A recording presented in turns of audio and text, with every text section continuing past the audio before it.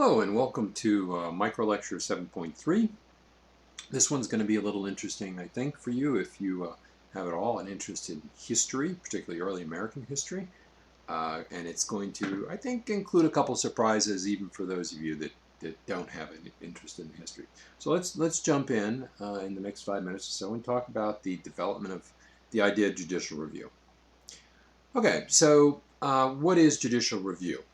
The idea of judicial review is the power of a court, and we're typically going to talk about the Supreme Court of the United States, and in this lecture only the Supreme Court of the United States pretty much, to examine a law or review, hence judicial review, or review a law and determine does it violate a higher law or a higher principle that is inside the Constitution. Now, here's an interesting thing that I like to bring up to people that say you should strictly interpret the Constitution.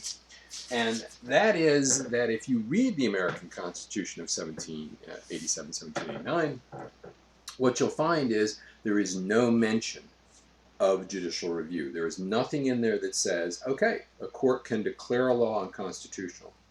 And that should mean that any conservative, strict constructionalist, textualist Supreme Court justice should say, well, we don't have the power to declare a law unconstitutional because it's not in the Constitution.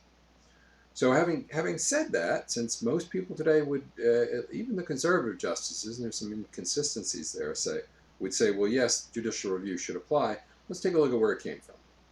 So we have to go back to 1803, which was a long time ago. There was a very contentious presidential election between John Adams, who was a Federalist, and Thomas Jefferson, who the name of the party was Democrat-Republican Party then.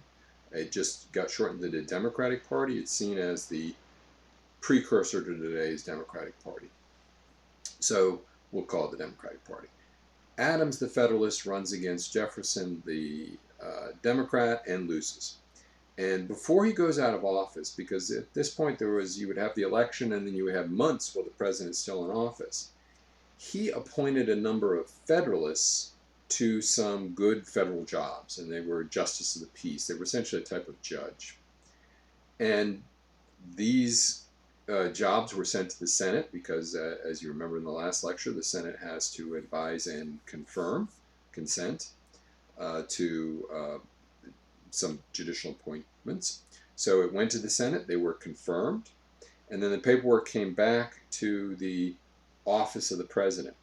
Now, actually the Secretary of State at this point. The John Adams administration was in a hurry. They left office, and Thomas Jefferson is sworn in. He appoints as his Secretary of State Mr. Madison, who will later be President of the United States. So Madison on his desk, not probably literally, but figuratively, finds these commissions, the paperwork that is necessary for Marbury to take up his job. So Jefferson tells Madison, don't give it to him. I don't want a Federalist in the job.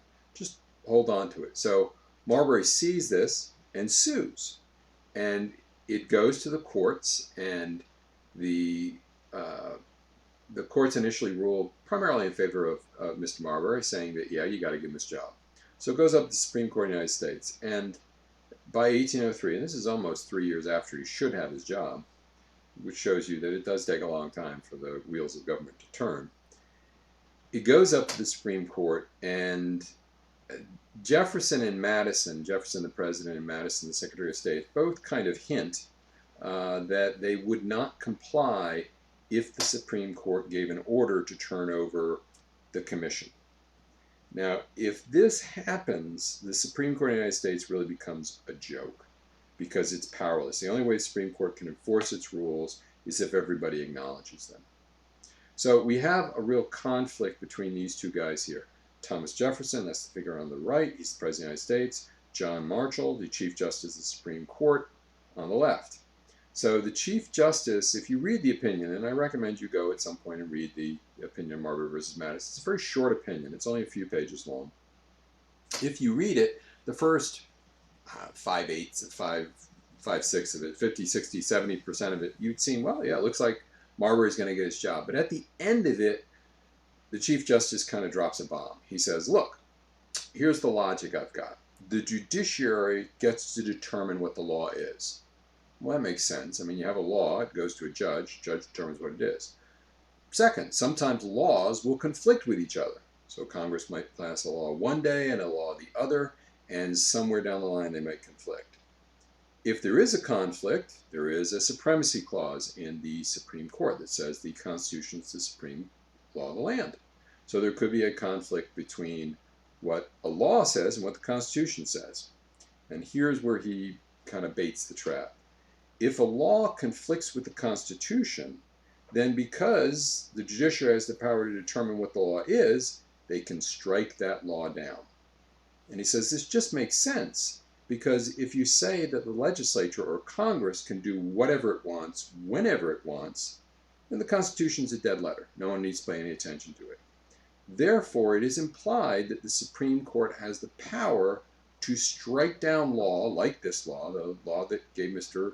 Marbury his job, if it violates the Constitution, and I so hold it does. So now the ball is in Jefferson's court. If Jefferson says, well, no, court, you don't have the power to declare a law unconstitutional, then he's implicitly saying, Congress, go ahead and ignore the Constitution. If he says, no, you're wrong, whether you have that power or not, the law is right, well then give Mr. Marbury his job, and you don't want to do that. So Jefferson didn't like the doctrine of judicial review. He didn't like the case, but he accepted it because he really wanted to keep Marbury out of office. And this really goes to show you how sometimes politics will create very strange bedfellows. All right, quick aftermath there. There's a picture of Mr. Marbury. I did a little research because I was curious after I thought about what happened to him. He seems to really have disappeared. He became a banker afterwards in Maryland, as far as I could tell. Seems to have been successful, but he doesn't seem to have done anything. He never had a political office after this. As far as the Supreme Court, after 1803, it doesn't use the power of judicial review very much at all. It doesn't, for example, strike down another federal law while Marshal is in office. Indeed, for 50 years, no federal law is struck down. And there's a few state laws that get struck down. But it seems that the Supreme Court was going to use this tool, judicial review, very sparingly against the federal government.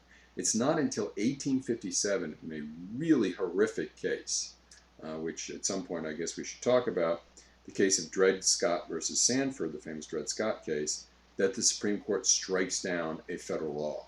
And to tell you how bad that one was, that helped bring about the American Civil War.